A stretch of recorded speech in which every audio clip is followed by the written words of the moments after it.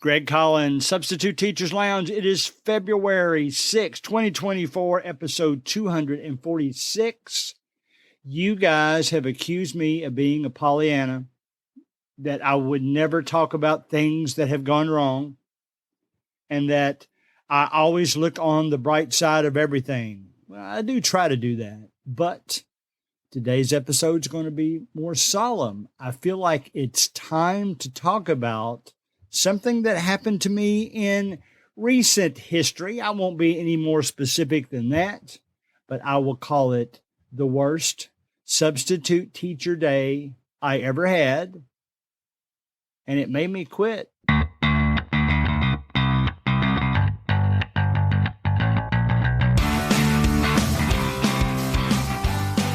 All right, so here's what's going down. The week this happened, I had to decide, am I a little bit too naive? Do I think, keep in mind, I come from a background, I've been substitute teaching for 6 years now. I wasn't a teacher before that. I'm a retired accountant, and I loved it.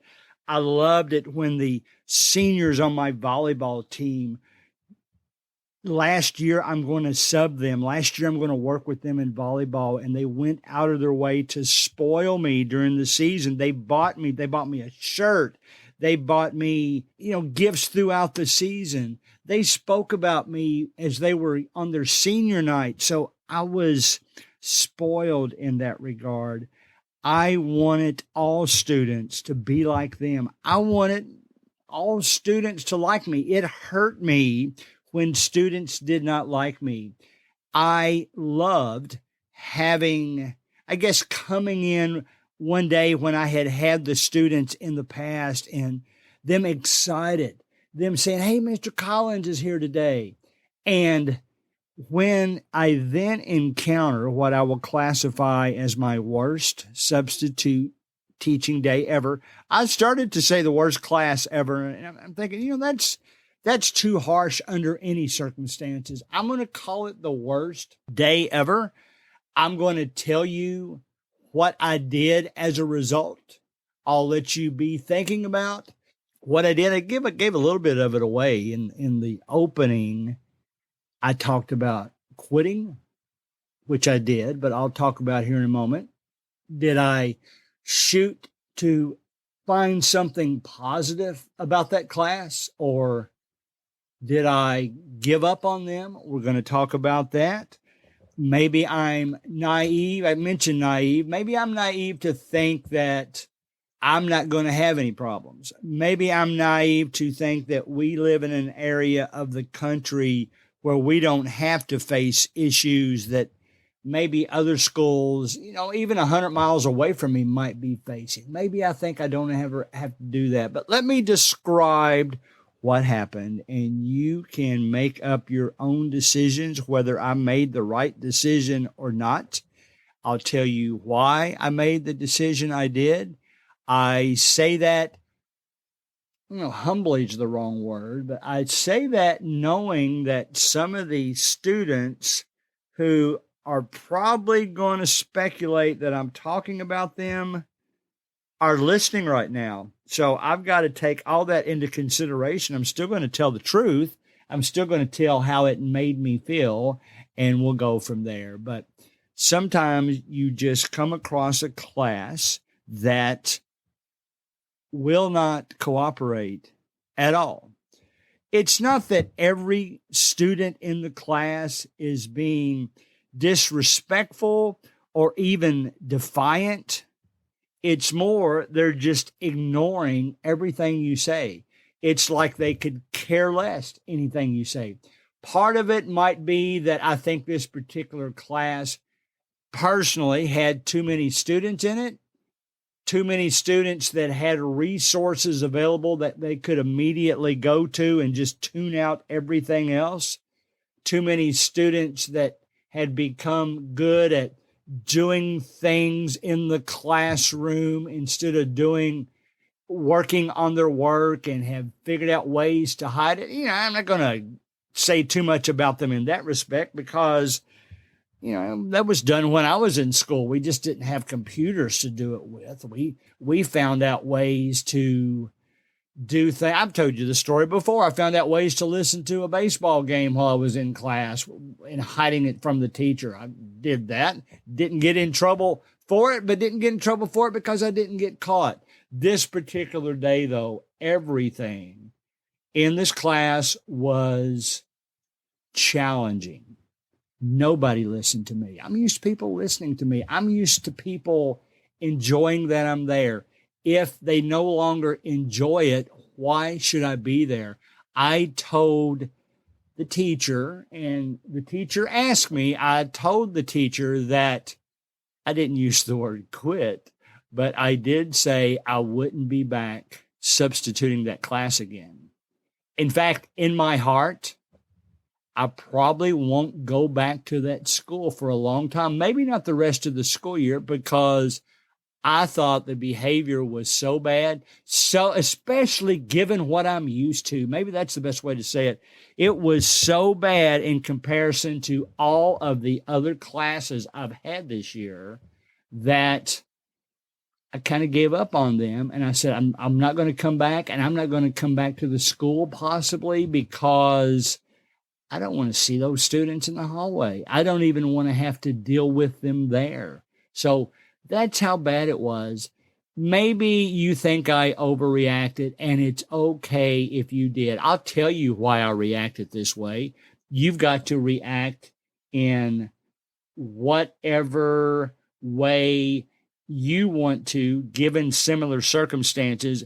Now, granted, there are different types of substitute teachers. I'm not even talking about personalities now. I'm talking about situations. Some of you are substitute teaching in anticipation of a teaching job. Some of you are teachers, retired teachers perhaps, that are doing this in your retirement. My hat goes out to you. You deserve every accolade you can receive, and I appreciate you for that. That's not me, though. I am retired from a different industry. I do substitute teaching for fun. I do. I've had so much fun. I don't do it for the money, but the money makes it nice to be able to take vacations and things like that. I won't turn down the money. As you know, I sports officiate, and that kind of rolls into the package.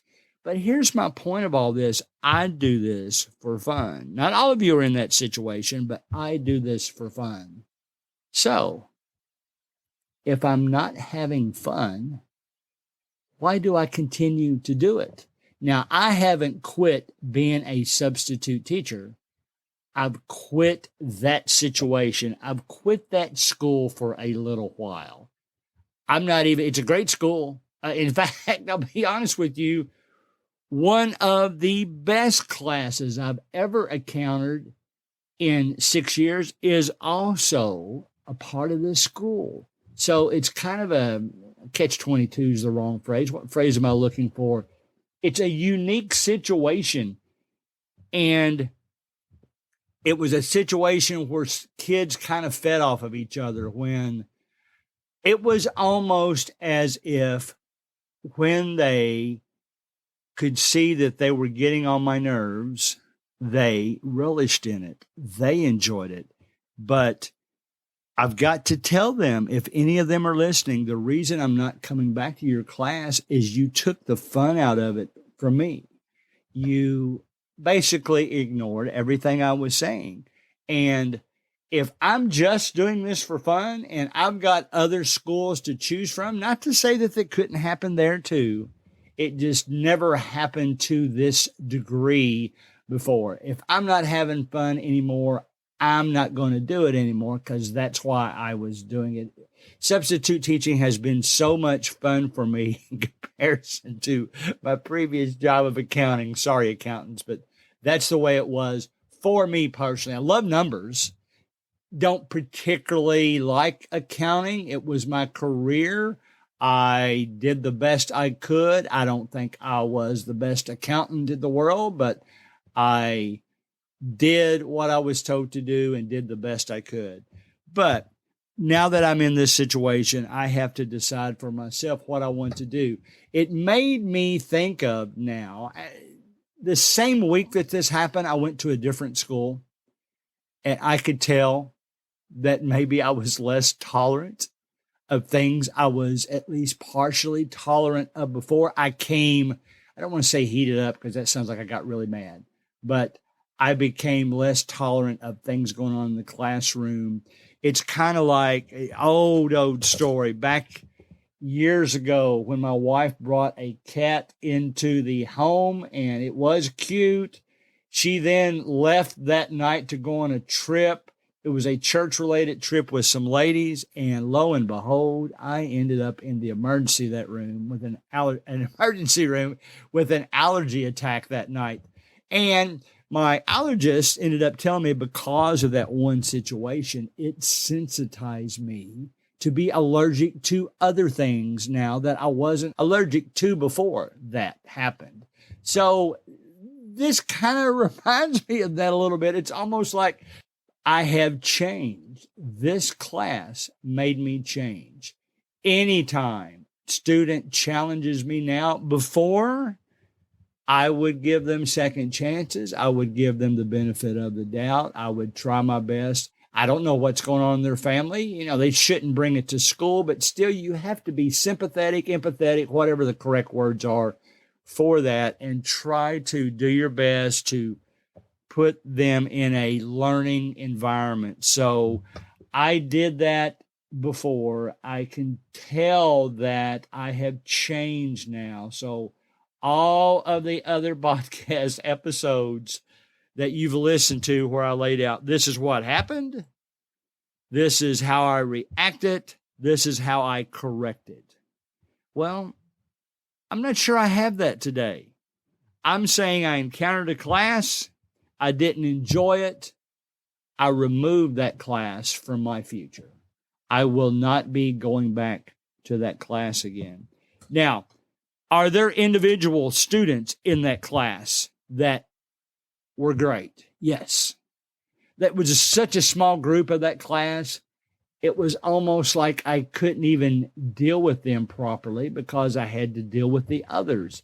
Are there I hate to use the word troublemakers. Are there students like I have been describing who are in good classes too?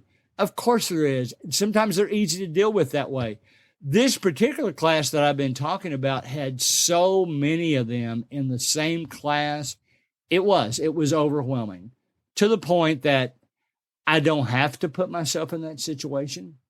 I got to the point, I used to be in a situation where my favorite days were where I would sub in the day and referee volleyball at night. Now I kind of do one or the other. If I've got volleyball evenings, maybe I don't want to schedule myself to substitute teach unless I'm specifically asked and go from there. But all of us have to make decisions. You're going to encounter situations that makes you uncomfortable. Before, I probably made you feel like it's going to be okay. Well, I've now told you that maybe even this situation would eventually be okay. Just don't want to go through it like that. I'm not in the mood anymore. I want to stick with classes that have been enjoyable for me. I look for specific teachers now. I look for subjects now because some subjects just kind of lend themselves to this better. I look for an organized, that's not a good word, a structured classroom environment. I don't do as many PE classes because the teacher definitely leaves notes, but it's just more of a haphazard environment. Even bands like that a little bit because more times than not, when I've had to sub for a band class, they're showing a movie. They're not doing something band related. And that's another where it just creates kind of a haphazard environment. So I'll leave it at that. I want you to know I didn't do this just because I had been accused of being a Pollyanna. I did this because I want to be open and honest with everybody in this podcast. There's no doubt of the 246 episodes of this podcast now, this is the saddest, most solemn, most negative, perhaps, episode that I've ever had. I want you to know that if you ever find yourself in a situation, don't let it get bad before it gets better. If you have options, look out for yourself and put yourself in a better option. Put yourself in an option you enjoy. You're valuable as a substitute teacher. All the schools know that. You might as well, if you can, or if you're in the situation of being selective, be selective. Go to your favorite classes. There's nothing wrong with that. Go to your favorite situations, your favorite schools. And again, I've said this before, we'll all grow as substitute teachers together. And I certainly don't feel bad about, at least for the moment, crossing classes off my list. I don't want to go back there. And if you need to do that, I don't think you should feel bad either.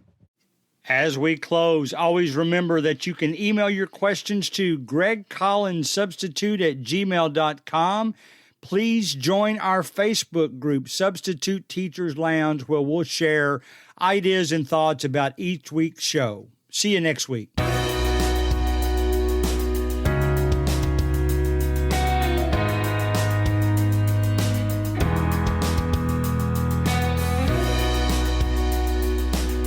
Music provided by Finn Sound.